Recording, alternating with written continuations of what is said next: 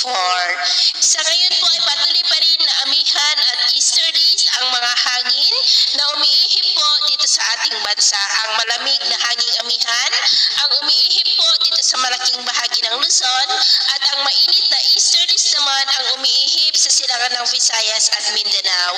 At mayroon po tayong shear line o yung imaginary line ng hangganan ng malamig na hanging amihan at mainit na easterlies na nakakapekto po ngayon dyan sa may Bicol region.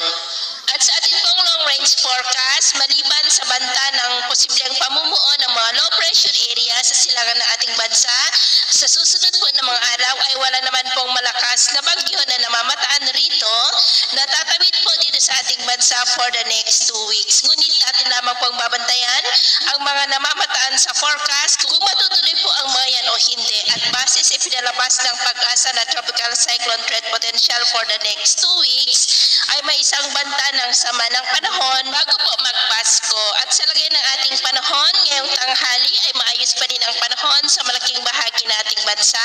Pero dulot ng amihan, shear line at mga localized thunderstorm, epekto ng easterlies, ay maulap ang kalangitan with isolated rains dito po sa ilang bahagi ng Cagayan Valley, Bataan, Bulacan, Metro Manila, Calabarzon, Bicol Region, Mimaropa, ilang bahagi ng Panay Island, northern part ng Negros, Leyte, Samar Provinces, Basilan, Oroquita, Caraga at Davao.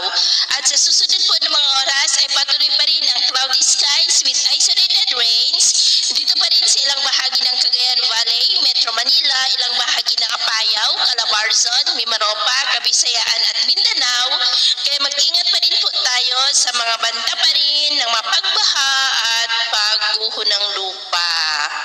At sa ating naman pong mga baybayin, iwasan na muna natin ang papalaot sa kanlurang baybay ng Luzon mula Ilocos Norte hanggang Palawan, silangang baybay ng Luzon at Visayas, maging po sa baybay ng Cagayan, Babuyan Island Seaboard at Batanes Seaboard dahil ang mga alon po dyan ay posible na aabot hanggang po sa 16 to 14 feet.